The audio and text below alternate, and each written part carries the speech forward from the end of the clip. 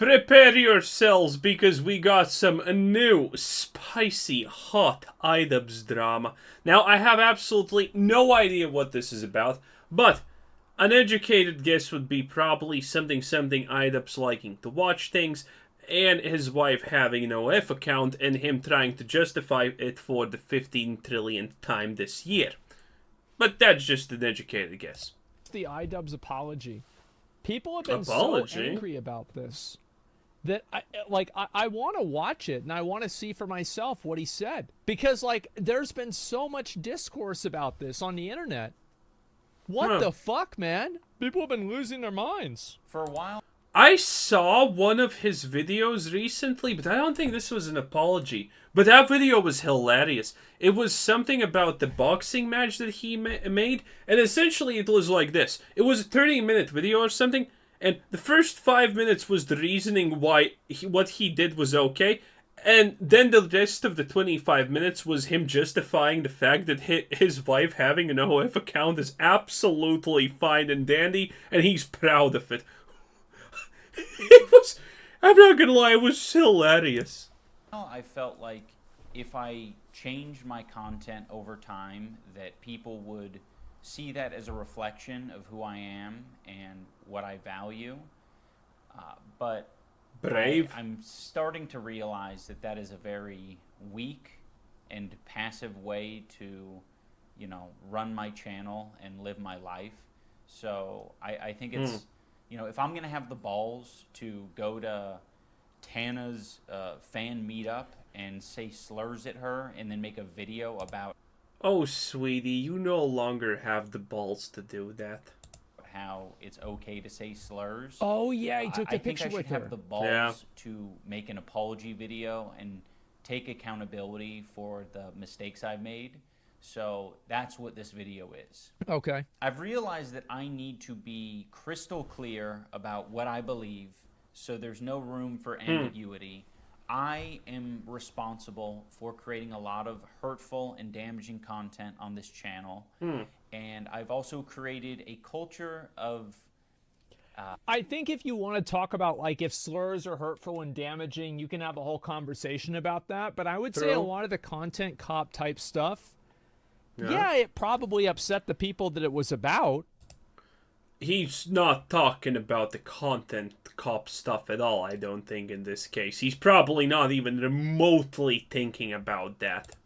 But something can be hurtful and it's also true. True. I mean, damn. Because it's like a lot of people really appreciated videos like that because they would have content creators that were fucking assholes, and then IDubbbz would make a video about it and make them look like a fucking asshole. And then everybody's like, yeah, that's what I was thinking too. Apathy and, I don't know, a lot of like cruelty as well. Like, you know, some of the videos I've made have been very, not edgy. I don't think they, you know, some of these videos were edgy. I think they were just outright cruel. So I don't want people to get it confused about... Well, I think that's something that's like very popular on YouTube in general, right? It's like harassing people. Like now you see this all the time on like on Twitter. Oh God. Where it's like you've got people that are they're like, they make a live stream, and like there's this one guy who was talking about he was gonna, some like weird dude in Japan, and he was talking about how he was gonna do another Hiroshima and Nagasaki. Oh, that's and a he's like talking one. to people on the train about how they're like, Japan is like dumb or something like that. Yeah. Yeah, and after a biker found his live stream, and yeah, then that guy started running. Well, he didn't literally run, but yeah, that guy had a completely different tone after a biker just came to him and confronted him about that. Yeah. Yeah, it's like some dumbass shit, right? And that's just that's the kind of content, like obnoxious, like weird 14-year-old kids like watching. Yeah, well, his point is pretty simple here. There are so many kids now doing absolutely everything just for the slightest shred of clout nowadays. And you know, the more obnoxious, the more hurtful, the more hateful, the more stupid, the better. Because everyone now wants to be a celebrity, right? And, well, the fastest way to do it is to go into a McDonald's, order a bunch of fries, and then throw it in the face of someone who, you know, the person who gave you your order. It's just reality nowadays. Sad, but true. So, like, it's not like that stuff is gone at all. They track that dude down. I mean, that's... Words being cruel is a bit extreme. I think you can be cruel with words. I think you absolutely can. Oh, that's like, definitely... I'm not saying that somebody is suffering bodily harm because they heard a word they didn't like, but I think cruelty is pretty fair. Sure. Obviously. You know, where I stand, I have made some cruel, hurtful content, and I need to acknowledge that, and I need to understand. He does such a bad job here. He doesn't explain what is cruel and edgy or whatever content. He's just saying he's doing it, but the first thing that they probably do that classifies as cruel is throw eggs at each other. You know, stuff like that. Is that what he's talking about? Because I'm not 100% sure. Really sorry that it's taken me this long to acknowledge it. The content I'm talking about specifically are content cop videos and videos where I was just generally criticizing people for very lackluster reasons. Yeah, the old IDubbbz is just done. This man is complete hack at this point. I never thought that he's talking about Content Cop. Content Cop was 100% legit. And he calls that cruel now? I think it depends on what the reasons are and, like, why somebody's getting criticized and what's happening. You see what I'm saying? Like, because I can see how, like, for example, there are a lot of videos where somebody does, like, a criticism video on a content creator, and some of the things they say go too far. Like, I remember, I think but the they Sunny may be video just on Ninja was like that. And I think also the first video Sunny made about Boogie 2988 was like that. Where, like, some of the comments were just like, this is not criticism. This is just, like, you insulting this person, right? So, like, where does that line get drawn? It's always hard to say. And usually, you know, the problem is that people usually try to hand wave harassment as criticism whenever they don't like the person, and then they try to... But the exact opposite is true also. You know, hand wave criticism as harassment whenever they do like the person. So it's very hard to know where the line is. And, you know, obviously didn't have any accountability online whatsoever on my end. I was morally grandstanding and acting as if I am any better than any of these people that I was making Content Cop videos on. And I agree with this in an extent, because one thing that I don't... He had more integrity, that was for sure. Had, though. ...like about people on the internet is that they have, like, this sense of moral superiority where they think they can talk down to other people for making content that they feel like isn't good enough, or it's not up to their standards, as if their standards are anything that anybody else has to meet to begin with. So I kind of do agree with this, that you have, like, these people on the internet that have, like, this, like, misplaced sense of self-importance that everything needs to live up to their expectations, and whenever it doesn't, they make posts about it, they shit on it, they get mad about it. Stuff. But at the end of the day, just leave those people alone and they'll leave you alone. I think that's what's smart. Some chatters are mental today. No, I understand that a lot of people don't like IDubbbz now because of the apology. Obviously. As I said, I think I'll try to give it a fair take and just go through it and talk about it, you know, one step at a time. But yeah, sure, I can see what he's saying here. There is one interesting thing about IDubbbz, the theory why this actually happened. And the theory is very simple. The fact that IDubbbz cannot exist on YouTube at the current day as it was previously. YouTube will never allow a Filthy Frank 2.0 to happen. YouTube will just ban that account. Filthy Frank is no longer possible. It was possible at the old times of YouTube, and IDubbbz content, the one that he made how many years ago, was only possible at that time. If you make that type of content now on YouTube, it's gonna get blacklisted, it's gonna get demoted, it's gonna maybe flat out get banned because of some kind of random rule violation. And the prominent theory is that IDubbbz understands that, and he, you know, did the 180 flip because he wants to make money. And the old IDubbbz would not be making a single penny on YouTube at this point. And I'm not. I'm a human. I'm a real human who makes mistakes. and I make a different set of mistakes than the people I was making videos on, but it doesn't matter. I don't think anyone deserves that level of cruelty or hate. It's also... I don't know if... I'd have to go back and watch the content cops There's and no look shot. at each individual thing that was said. Because if I remember a lot of the content cop videos specifically, a lot of them were, like, I would say, like, mostly at least factual. Like, there were things that this person did that was bad. Yeah, they were factual, and they were about people like Leafy, Logan Paul, and whatnot. People that deserved extremely high levels of criticism, and very justifiably so. Or stupid, or disingenuous, or fake, or abusive, stuff like that. And I think also there is a point where, question mark, content cop's fraction of his content. Well, he mentioned content cop. Yeah. And again, like, I have not watched every single IDubbbz video, okay? I haven't seen every single one. I've seen some of the content cops, so that's what I'm talking about. But yeah, I think it really depends on what the individual thing that was said is. Because, again, the content cops were very popular. You've got to think about it like this. The reason why those content cop videos were extremely popular is because what was said in those videos resonated with a lot of people. Yep. Good or bad. That's how things get popular. Because if nobody agreed with them, then he wouldn't have been making content, and they wouldn't have been popular videos. Yep. Like Andrew Tate. Yes, true. Probably because the videos got millions of views, his community was taking it too far. Well, that's also another problem whenever you criticize a content creator, is that whenever you do that, what ends up happening is that content creator now is like,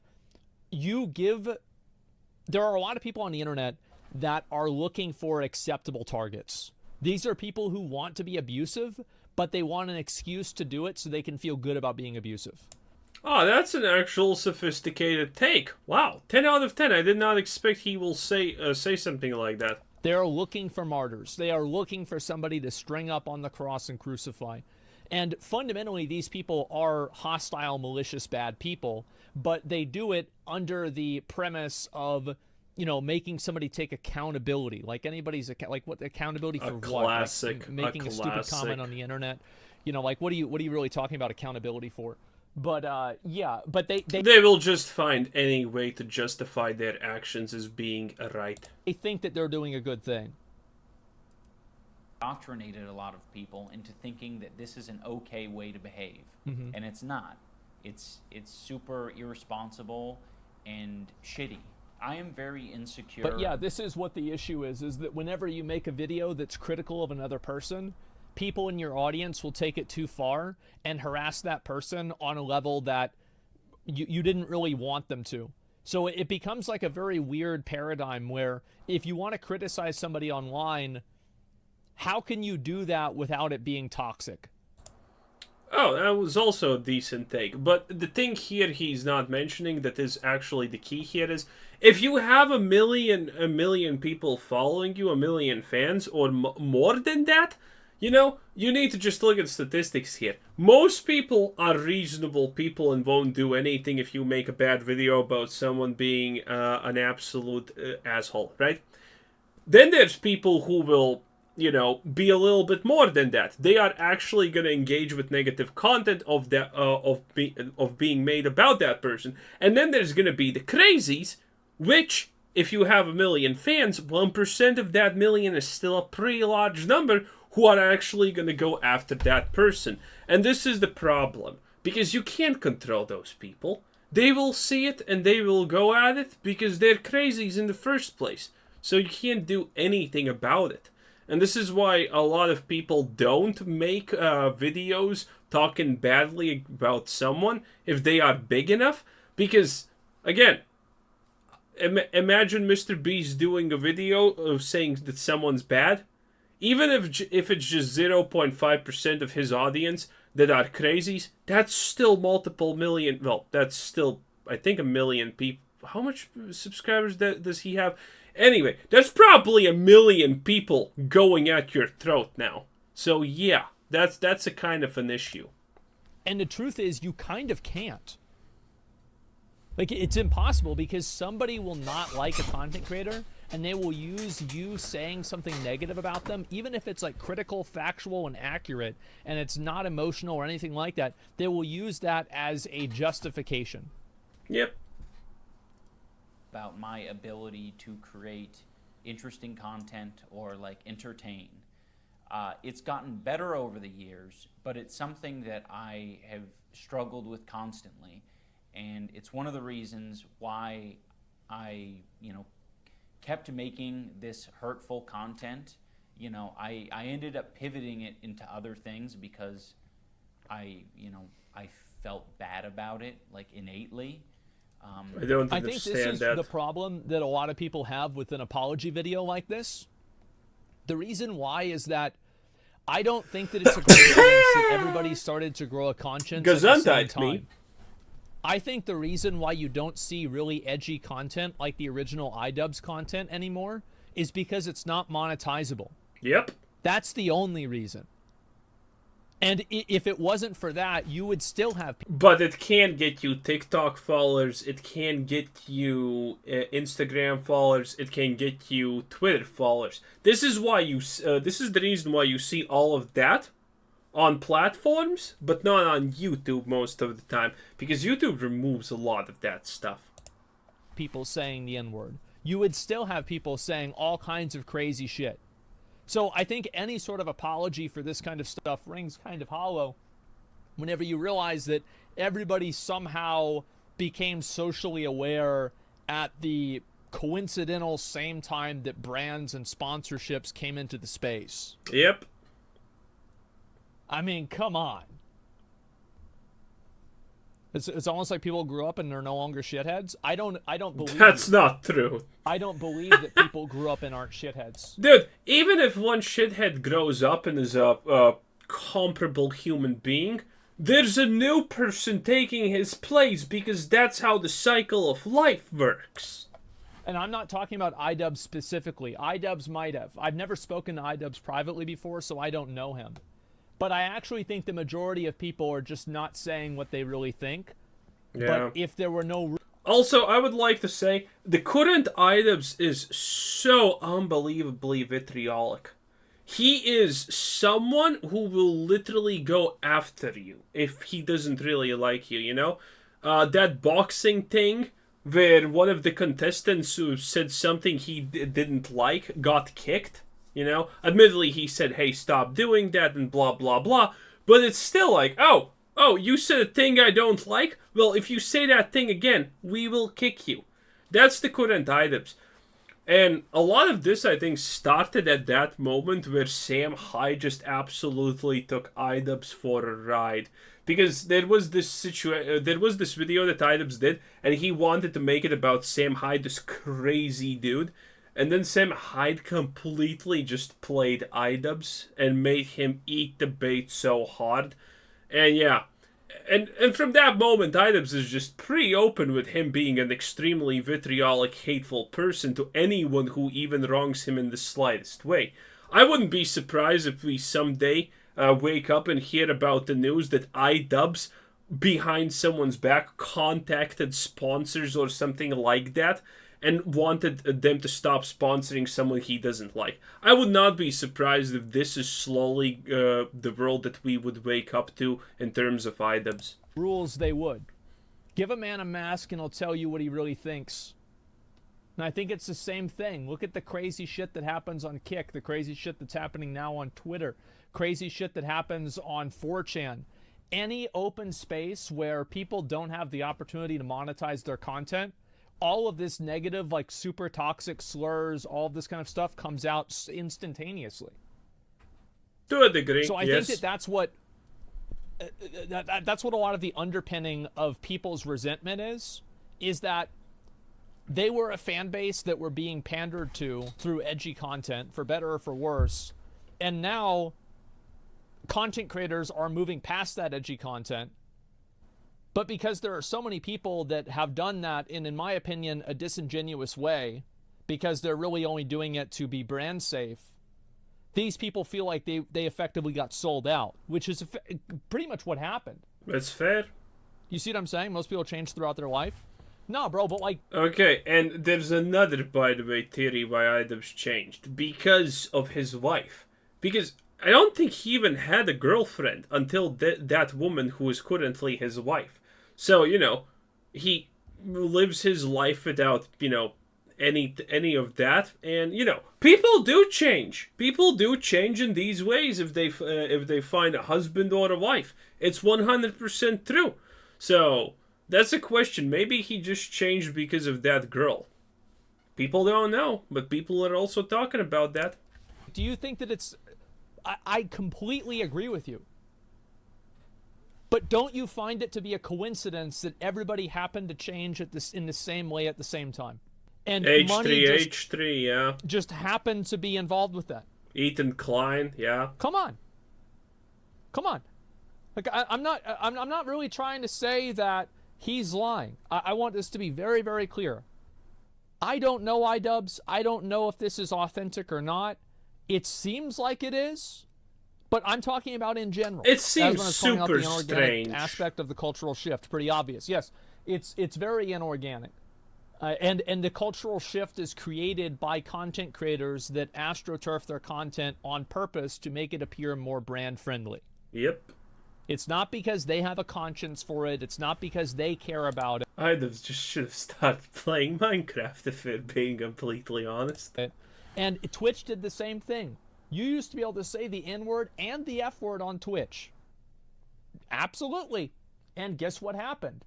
After the advertisers came in, you weren't able to do that anymore. No, that's a coincidence, I agree. It doesn't apply to everyone. You've said that. I'm just trying to get more emphasis. Oh, yeah, definitely people do change over time. But it's not just YouTube that's changed, it's society that's changed in general, cancel culture, etc. Wasn't that relevant back in the 2016 era?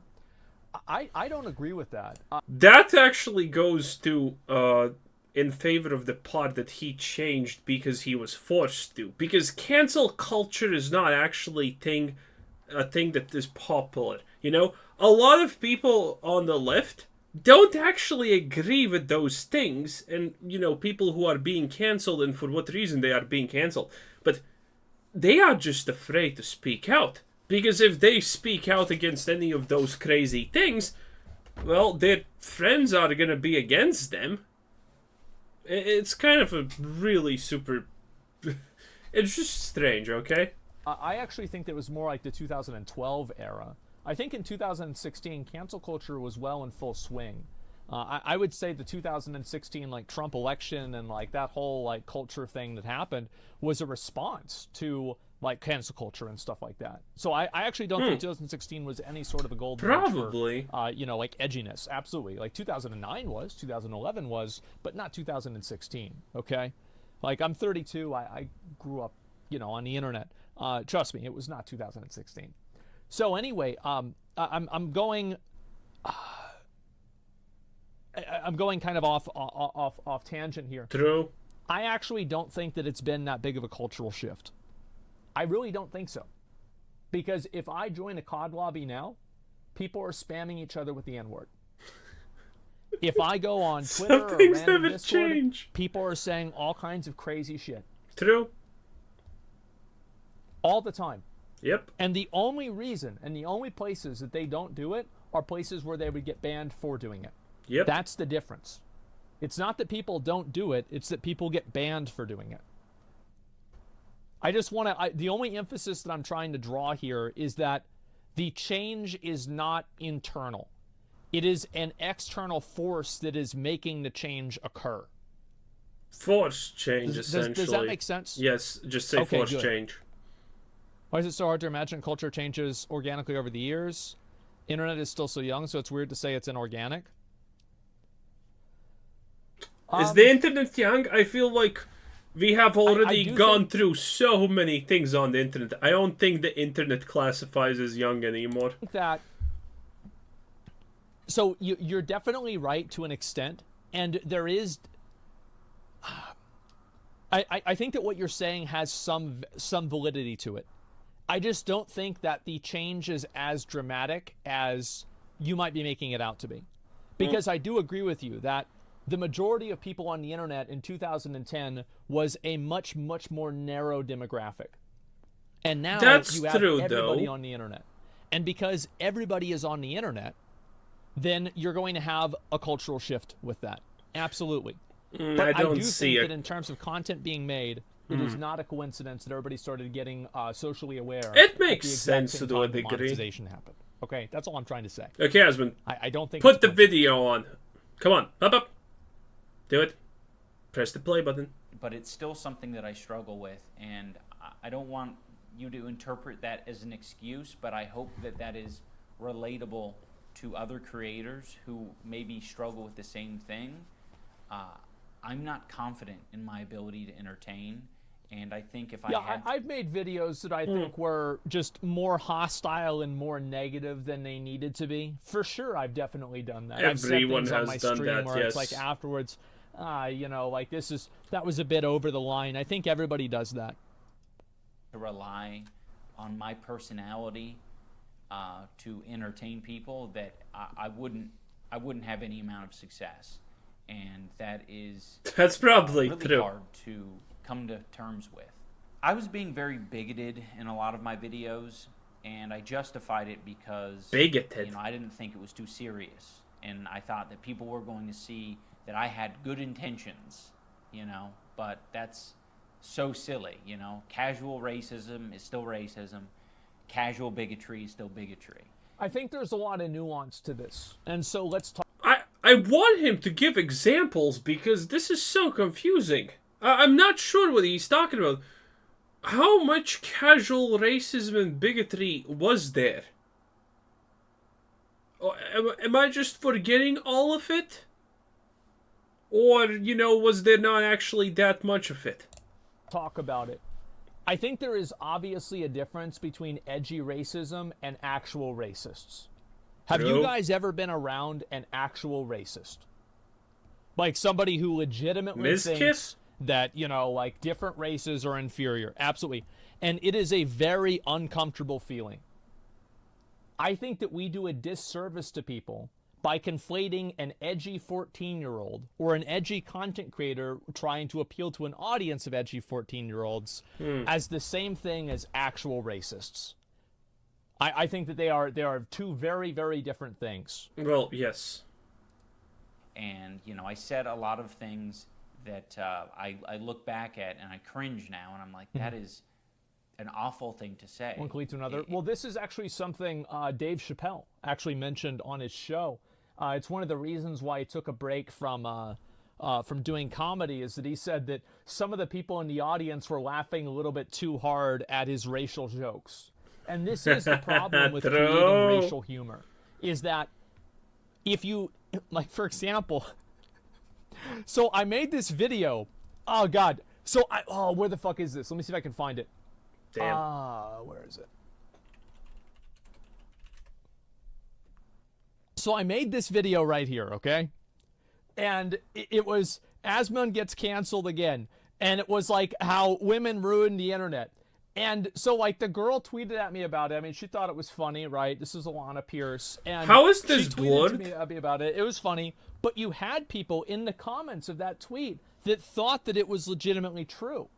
Because the problem is that there are people out there that think that women ruin the internet. They actually think this. So the problem is that whenever you make... Oh, yeah, I forgot that's a thing. ...content that is satirical, there will be certain people who don't take it that way. They will take it at face value. Another great example of this is Stephen Colbert with the Colbert Report. Like my dad and I used to watch the Daily Show with Jon Stewart would come on, and then after that it was the Colbert Report. And there would be people that would watch him who were conservatives who completely agreed with everything he said. Because it was like, yeah, definitely, absolutely, and that's just how it was. And they didn't understand that it was satire. They just thought that, Stephen was just telling it how it was. I don't think satire not existing would make people who believe it not believe it. You don't think satire not existing would make people believe it that don't believe it. I think that you're right, but what I'm saying is that there is still the effect that it has. And the effect that it has sometimes is that whenever you make edgy racial content, you do attract people that sometimes are actually racist. Yes. I don't think this is ill. Yeah, because they don't care about the fact that the joke is made in not a malicious manner, and that's why they are attracted to it. It fits their view, and they don't care that it's not meant in that way because they can laugh about it in a different way. That's the Dave Chappelle thing, technically. Logical, right? So, like, whenever you have a lot of those people, it can be uncomfortable and weird. Like, for me, I had to deal with that a lot. I mean, I remember, like, because we used to do way more edgy stuff, and then I would have, like, girls on my stream occasionally, and, like, my chat would just fucking go ape shit on them. And it was a very uncomfortable thing. I mean, that's Twitch, and it's like, to though. a certain extent, you know, you cultivate that environment, and that's... Twitch cultivated that environment themselves. The moment you see a girl on Twitch, you only associate it to one thing, because women have done a terrific job in making you associate it with only one thing on Twitch. When you see a woman on Twitch, you're not thinking, oh, she's a gamer. Nah, you're thinking, oh, she's accidentally outside of the hot tub. Wow. How did she manage that? Well, she's probably going back to the hot tub now. It's the way people are going to behave, because that's or licking a near microphone. You know, you're making an ecosystem for them. So yeah, and that was Ian's problems with his content. It attracted actual racists and incels, and I think that's really what I'm saying, is that I think that it's very fair, and I feel like it's extremely disingenuous to not contextualize somebody making an edgy racial joke versus somebody who is a genuine racist that holds fundamentally racial, like, racist beliefs. Like, these are two very different things, but the problem is that whenever you make content for one group, you get the other group. The problem also is a little bit more deep. If you can say things that certain other people will associate with something you didn't say, didn't mean, because they think you're like secretly talking about something completely different. It's a real thing. And again, it's a minority, but, you know, if you have a large enough audience, that minority looks pretty big when they start to speak. So I think that's what he's talking about. Why does it matter if the effect is the same? Because intent matters. Intent matters in all ways. Yep. That's how we base crimes. Intent is like the fundamental of if somebody is guilty. It's the difference between, like, manslaughter and murder. Yep. It's the intent. Intent matters more than almost anything. It doesn't matter what my intentions are. Like, if I'm hurting people, I'm hurting people. And, you know, who the fuck knows what my... Yeah, and he said his intention... He himself just said his intentions don't matter. This is why people are pissed, because this is just a bad take. Intentions are, like, sarcasm and, like, jokiness and jokey tone only goes so far, especially over the internet. Even in real life, that's, like, an impossible thing to know with 100% Technically, certainty. yeah, true. I've just always had this dumb philosophy that I'm not responsible for, you know, my audience, and I think that's true to an extent. I don't think a content creator is directly responsible for what their audience does. Yeah, again, this is my whole point. This is why I hate things that IDubbbz says like this, because you can't. There's always gonna be some people who take it the wrong way. There's always gonna be some people who do the thing you don't want to happen. And if your audience is big enough, that small 0.5% is still going to end up being like, 10K people. But I don't think it's a 0% or a 100%. I think that, like, if you can draw a connection, it's a lot more relevant than if you can't. Yep. Because whenever you have, like, for example, I guarantee you that there are people that watch my stream that are there's at least probably one person who watches my stream that is a neo-Nazi. Yep. Absolutely. And there's a good chance that somebody watches my stream and they are a murderer. I'm serious. Murderers way more than one, by the way. Does that mean that I have attracted this person by the nature of my content? Not necessarily, no.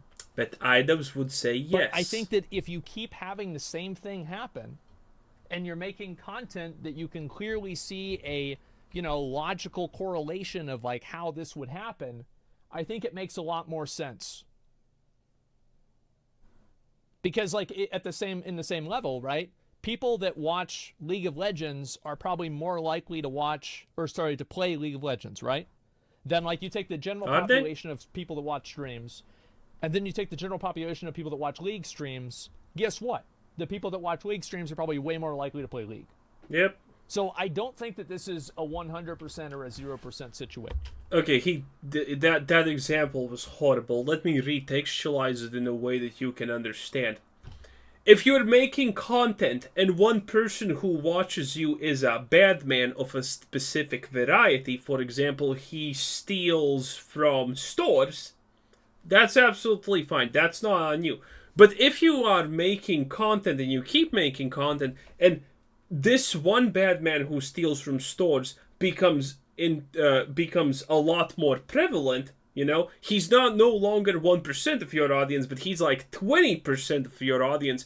That means that even if you're that means that your content does get people like this to show up, you know?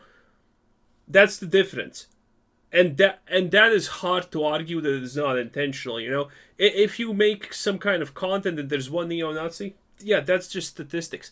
But if that percent goes from 1 to 20, you're attracting these people by whatever you are doing, intentional or not, and probably intentional. How they behave beyond what content I put out, and that's stupid. And it's led to a lot of hate and a lot of bad outcomes.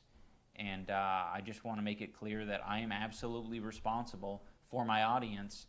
And I think that one thing that I think what happened here, and this is kind of what I had heard like offhand. I don't really know if this is true. Ooh. But Spicy I bet drama. Ian probably had a lot of negative interactions with fans. Probably true, life. Yeah.